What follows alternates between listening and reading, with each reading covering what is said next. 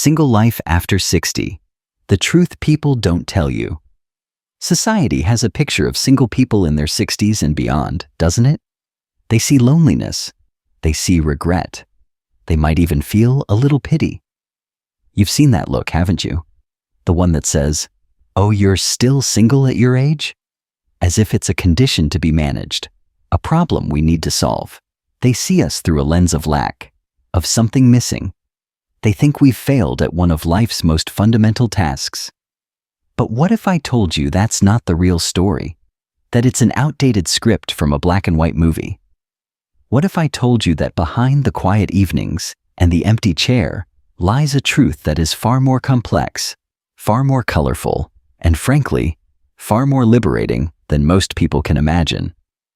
Today we're pulling back the curtain. We're going to talk about the unfiltered, unvarnished truth of what being single after 60 is really like. It's a story of unexpected challenges, yes, deep and real challenges. But it's also a story of profound and surprising joy, of a quiet power that most of the world completely overlooks. 1. The unspoken truth, the weight of loneliness. Let's start with the part no one likes to admit, but so many of us feel. The loneliness. It's not a myth. It can be a very real, very heavy presence. In fact, studies show that about 1/4 of Americans aged 65 and older are considered socially isolated, and a significant number report feeling lonely. A 2024 poll found that 1 in 3 adults between 50 and 80 felt lonely in the past year. And if you live alone, the numbers are even higher. It can be an isolating experience, especially if you've outlived parents, your children have their own busy lives, or you've lost friends along the way. I remember one evening, not too long ago. It was a Tuesday, nothing special. The sun had set, the house was quiet, almost too quiet. And in that silence, the weight of being the only one there felt immense. It's in those moments you realize you are the only one to kill the spiders, to carry in all the heavy groceries, to figure out why the Wi-Fi isn't working, and to make every single decision, big and small. It's the silent burden of sole responsibility. And it's more than just being alone, it's a feeling of invisibility. You go to a restaurant, you see the couples and families, and you can feel like a ghost at the feast. So much of our society is built for pairs. Holidays can be especially tough, amplifying that sense of being on the outside looking in. This feeling of isolation isn't just in our heads.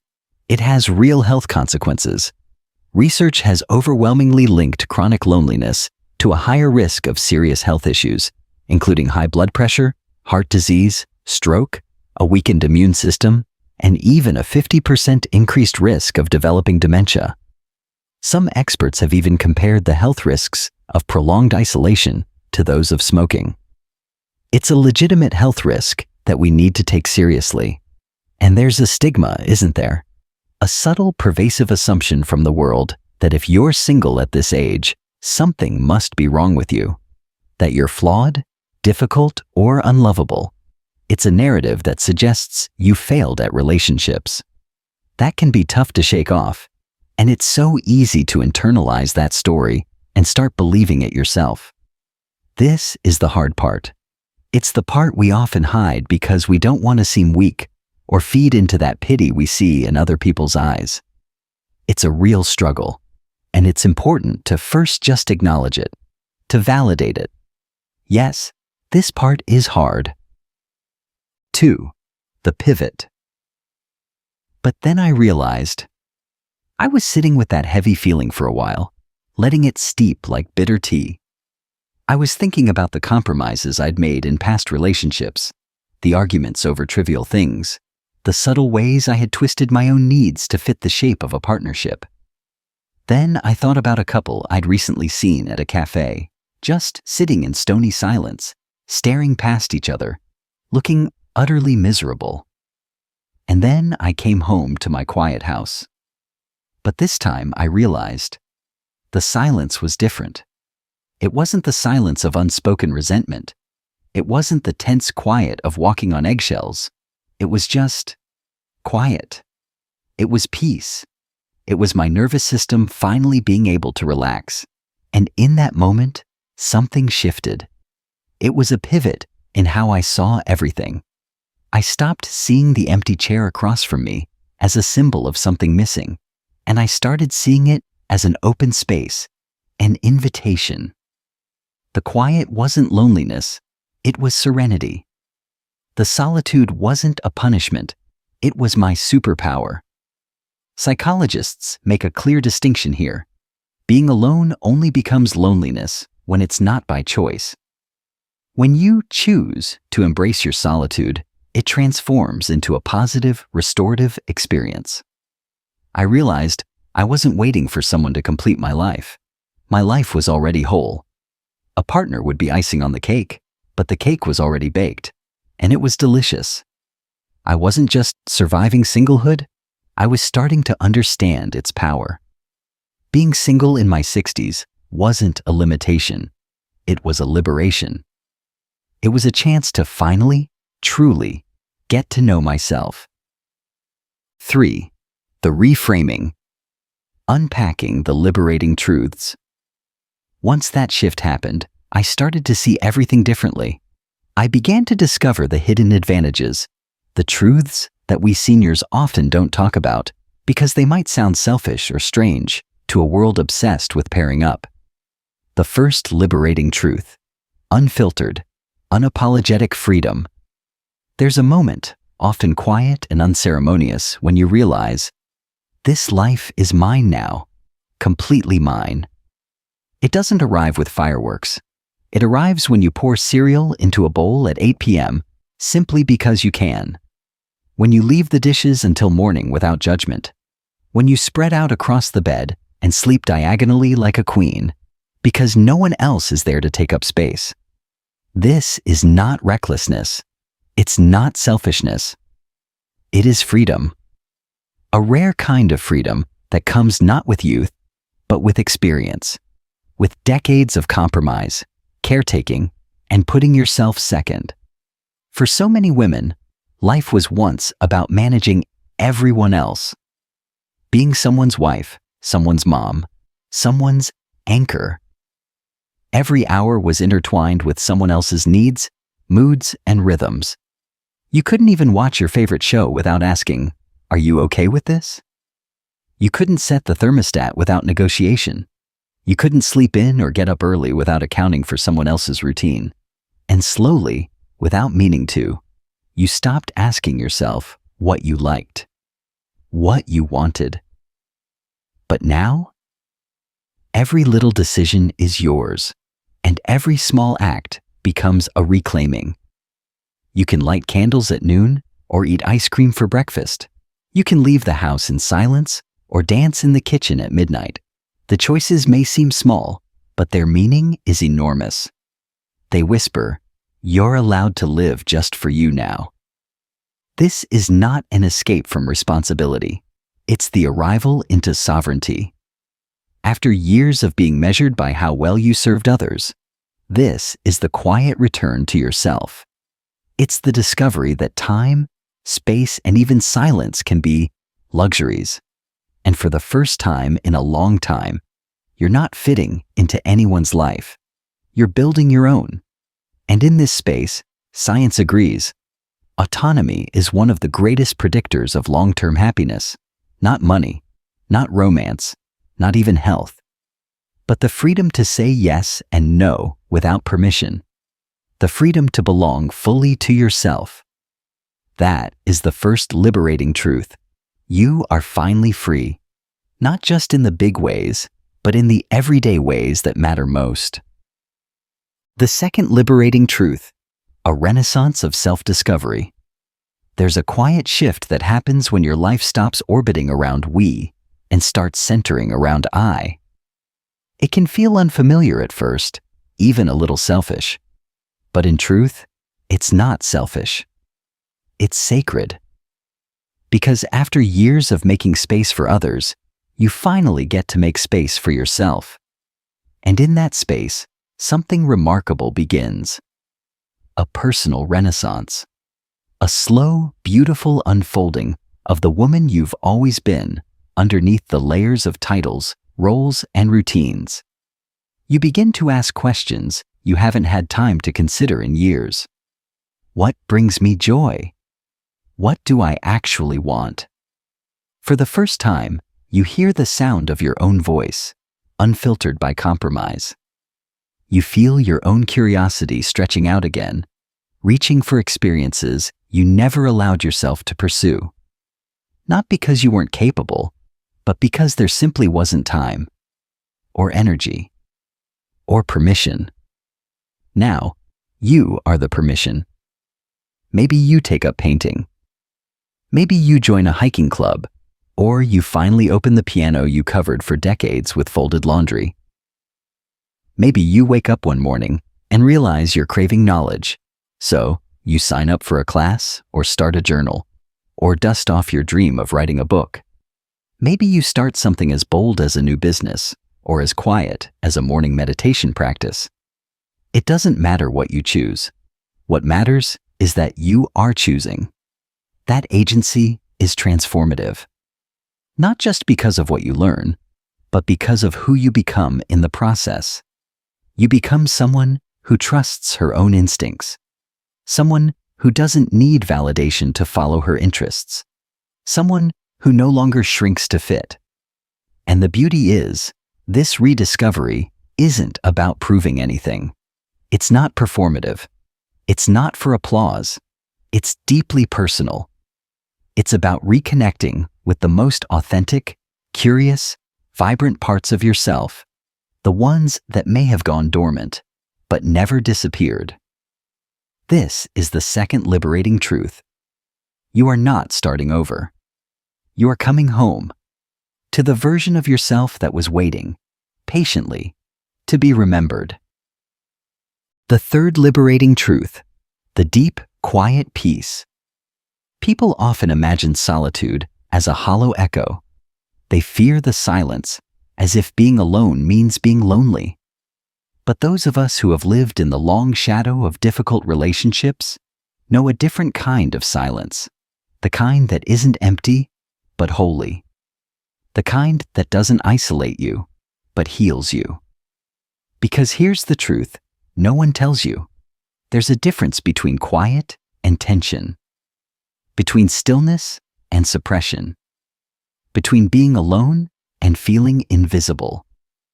In the past, you may have tiptoed around moods like landmines, held your breath when the door slammed, carried the weight of someone else's anger or sadness on your own nervous system.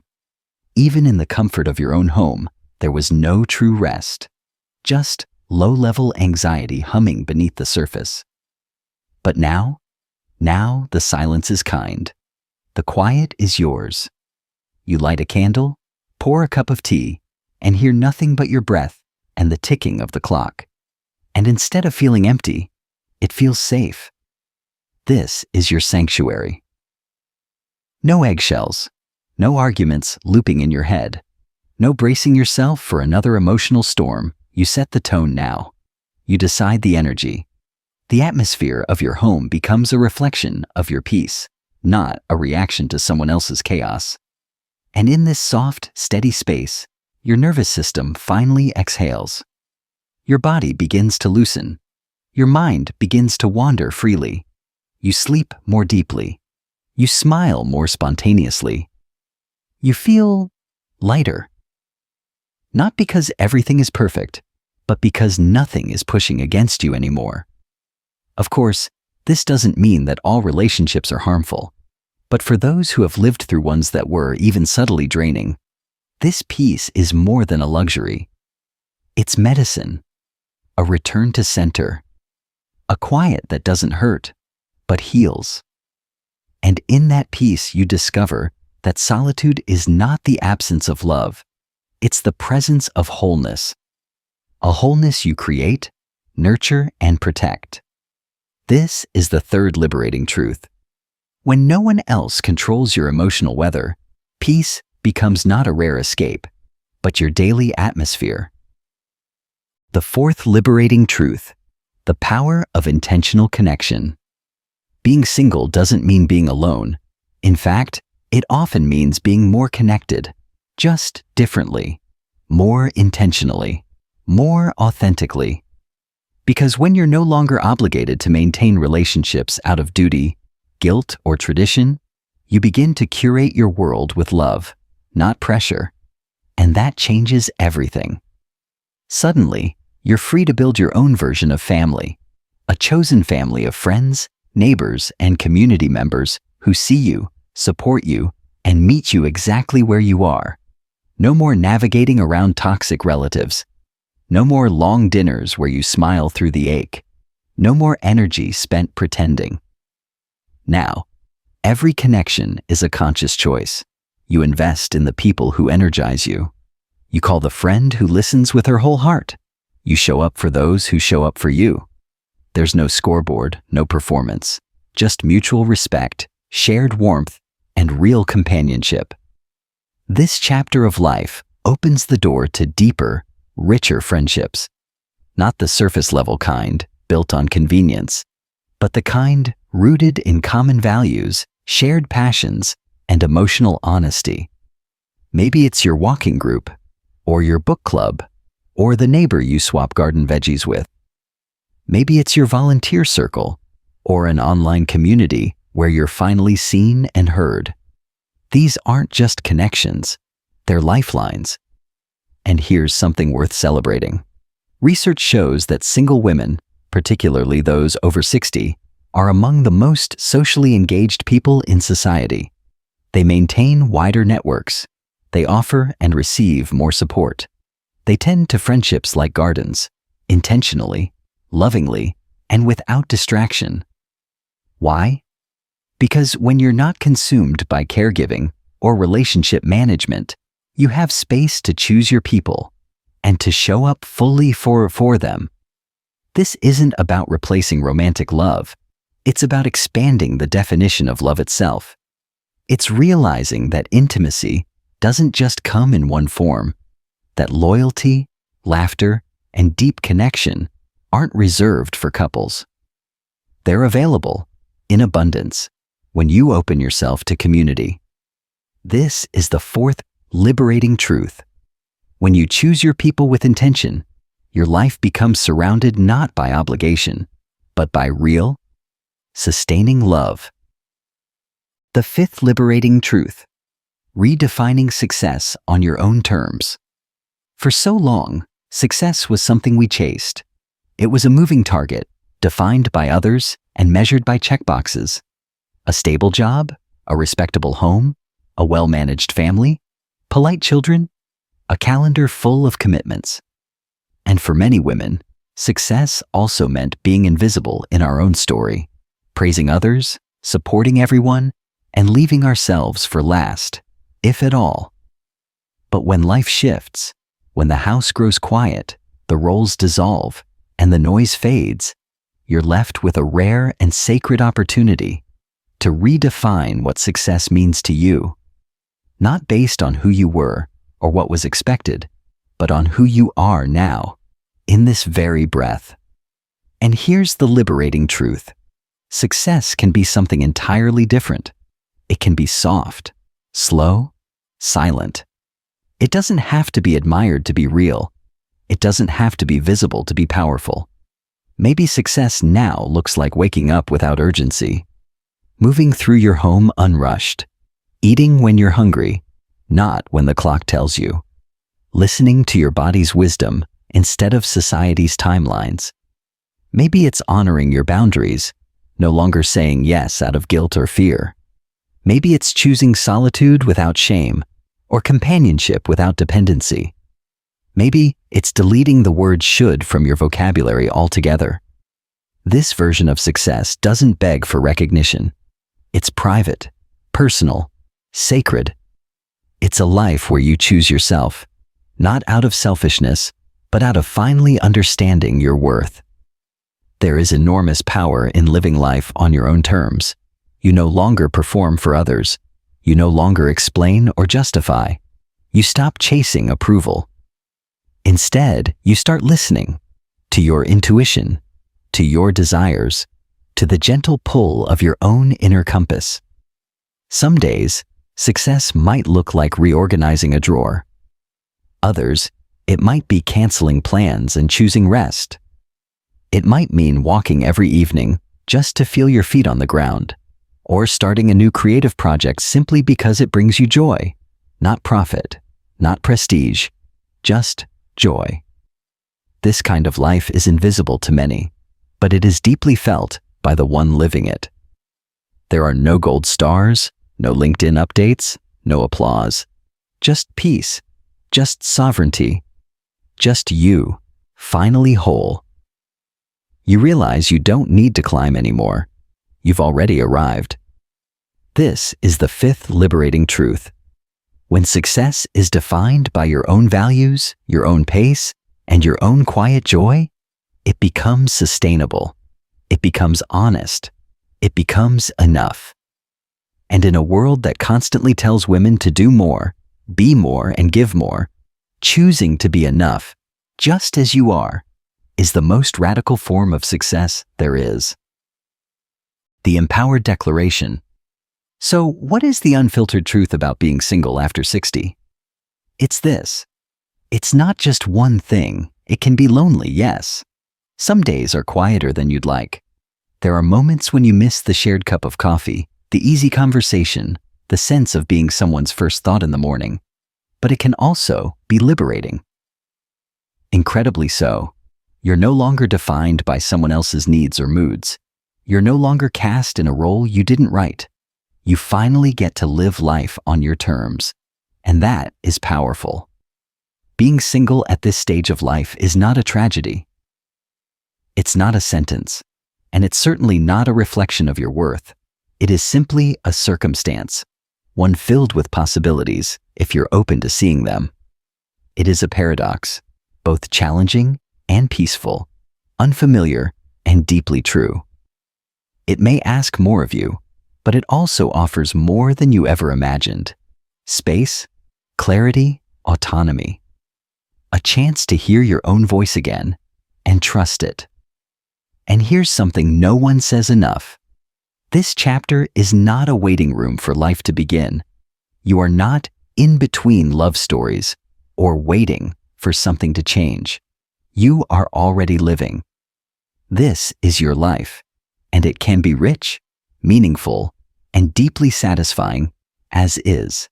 The goal is not to rush into a new relationship just to fill the space. The goal is to build a life you love waking up to every single day, regardless of your relationship status. Because happiness has never been a destination someone else could carry you to. It has always been, and will always be, an inside job. That's my truth, born from my own path, woven from both the solitude and the beauty, the ache and the freedom. But I also know that this journey looks different for each of us. The real story of being single after 60 is not a single narrative. It's a mosaic, a tapestry made of thousands of unique, lived truths, yours included. So now I want to hear from you. What is your truth? What was the moment, big or small, when you realized that your single life had a hidden superpower? Was it in the quiet of an early morning walk, in the thrill of booking a trip without consulting anyone, or in the calm of coming home to peace and only peace? Or perhaps you have one piece of heartfelt advice you would offer someone who has just become single after many years of partnership. Please share your story in the comments below. Not just for me, but for the next woman who comes searching. Let's make this a place where we can speak openly, without shame, without pity, and without the weight of other people's expectations. And if this message touched something in you, if it made you feel seen, understood, or just a little less alone, please consider giving this video a like and subscribing to the channel. Let's continue to grow this community together. Let's keep having these honest conversations about this life, this age, this freedom. Thank you truly for spending this time with me.